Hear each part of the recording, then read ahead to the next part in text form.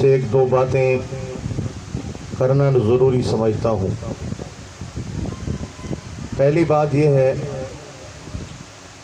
کہ جو اولیاء کرام کے عرس منائے جاتے ہیں، ان کا مقصد صرف اکٹھ کرنا نہیں، صرف لنگر کھانا نہیں، یا رونق اور میلہ لگانا نہیں۔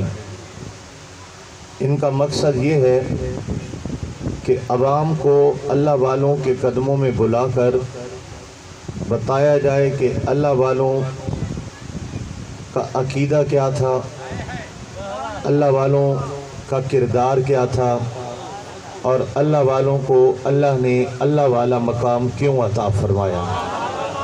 یعنی اللہ جو ان کو اللہ والا کر دیتا ہے تو یہ اللہ والے کیسے بنتے ہیں، اللہ پاک انہیں شان کس طرح عطا فرماتا ہے۔ بہت سے مزارات پر آپ کو سرکس، میلے، ٹھیلے، ناچ گانے، رنڈیاں، نٹوے اور بہت سی بلائیں اور بےہودگی نظر آئے گی۔ یہ اہل سنت و جماعت کا نہ مسلک ہے، نہ طریقہ ہے، نہ عقیدہ ہے۔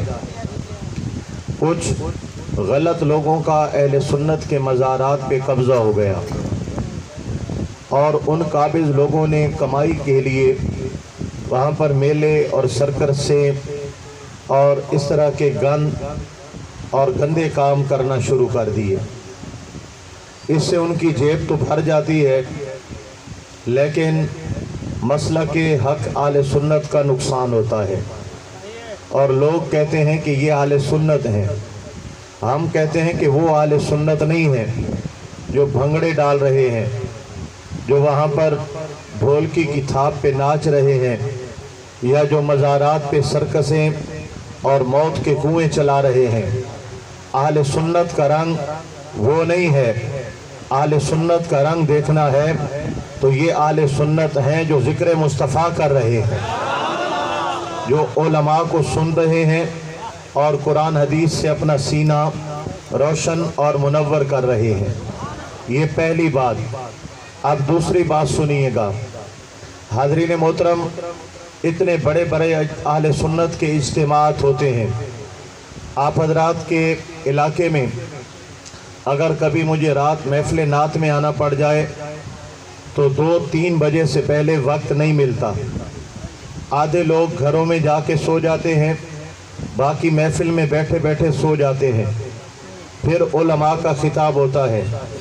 پہلے داڑھی منڈے نعت خان ناچتے رہتے ہیں، بندر ناچتے رہتے ہیں، دوپٹہ بہن کا، چولا اماں کا، ستھن گھر والے کی، چولا ہور ستھن ہور، یہ ہمارے نعت خان ہیں۔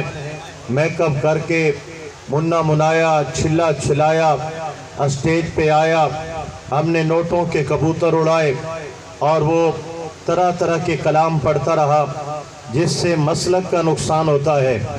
کلام بزرگوں کا پڑھا جائے، پکا کلام پڑھا جائے، یہ عبادت ہے، یہ ثواب ہے، نعت ہے۔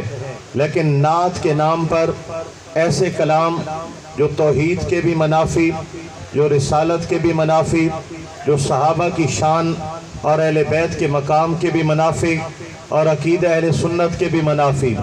ہماری ایسی ہزاروں محفلیں ہوتی ہیں کہ جو بغیر مقصد کے شروع ہوتی ہیں اور بغیر مقصد کے ختم ہو جاتی ہیں۔ تو ان محفلوں کا مقصد ایک یہ بھی ہے کہ آئے تھے تو کورے آئے تھے، جائیں تو کچھ سیکھ کے جائیں، کچھ سمجھ کے جائیں، کچھ دل دماغ کے اندر آپ بٹھا کے جائیں۔ الحمدللہ آپ کے اسٹیجوں پر حاضری ہوتی ہے تو قبلہ حضرت مولانا محمد اسلم لاشاری صاحب، آپ کے ہاتھ میں مائک ہوتا ہے۔ یہ بھی شکر ہے کہ آپ کا اسٹیج کسی ایسے نقیب محفل کے ہاتھ میں نہیں ہے جو لوگوں کا ہاں کھاوے نن، ہاں پٹواں کھاوے نن۔ جناب والا طرح طرح کے کلام پڑھتے ہیں، ایکٹنگیں کرتے ہیں، کبھی کہتے ہیں ایک ہاتھ اٹھاؤ، کبھی کہتے ہیں دوسرا ہاتھ اٹھاؤ، کبھی کہتے ہیں جناب خود کھڑے ہو جاؤ، جنت میں ٹکٹ لے جاؤ، وغیرہ وغیرہ۔ تو ایسے علماء اگر اسٹیج پر مائک سنبھالیں گے تو آپ کا بھی وقت بچے گا، علماء کا بھی وقت بچے گا اور اہل سنت کا فائدہ ہوگا۔ اب یہ دو باتیں کرنے کا مقصد یہ ہے کہ میں آپ سے کچھ بات کرنے جا رہا ہوں، آپ نے سننا ہے، سمجھنا ہے اور اپنا عقیدہ اور ایمان بنا کر کے مضبوط کر کے یہاں سے جانا ہے۔ اور مبارکباد پیش کروں گا میں خلیفہ صاحب کو اور آپ کے بھائیوں کو کہ انہوں نے اس مزار پر بھنگڑے اور طرح طرح کے تماشے نہیں لگنے دیے، بلکہ جیسے اللہ والوں کا عرس ہوتا ہے ویسے ہی عرس منایا جا رہا ہے۔ اللہ پاک انہیں استقامت عطا فرمائے اور ان کی نسلوں کو بھی اس طریقے پر رہنے کی توفیق عطا فرمائے۔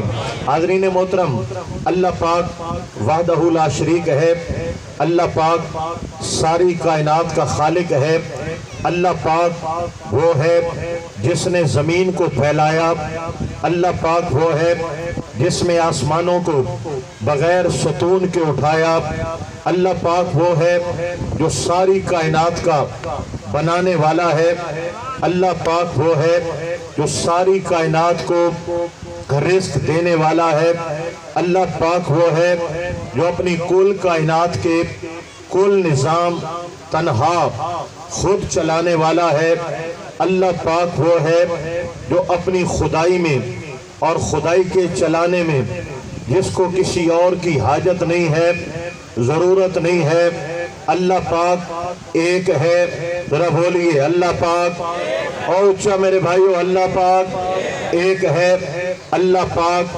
وحدہ لا شریک ہے، اللہ پاک نہ کوئی ذات میں اس جیسا ہے نہ صفات میں اس جیسا ہے، وہ ازلی ہے جس کی ابتدا نہیں، وہ ابدی ہے جس کی انتہا نہیں، اس کی صفات لا تعداد ہیں، اس کی قدرتیں ہمارے وہم سوچ گمان سے وراء الورا ہے، اس کا علم لا محدود ہے، اس کی ہر صفت ذاتی ہے، اس کا ہر کمال ذاتی ہے، سب اس کے محتاج، وہ کسی کا محتاج نہیں، وہ سب کا رازق ہے، خالق کے کائنات ہے، مالک کل ہے، اللہ ہے، وحدہ لا شریک ہے، اللہ اکبر، سب کی دعائیں سننے والا،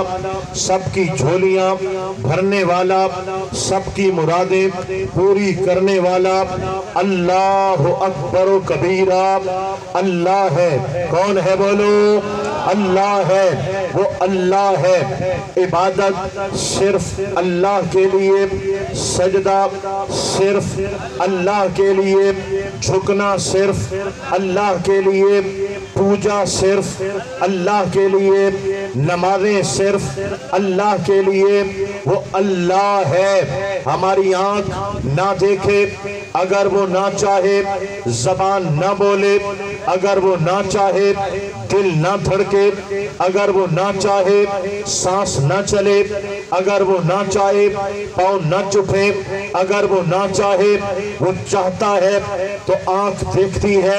ذرا توجہ میری طرف رکھنا، وہ چاہتا ہے، آنکھ دیکھتی ہے، وہ چاہتا ہے، کان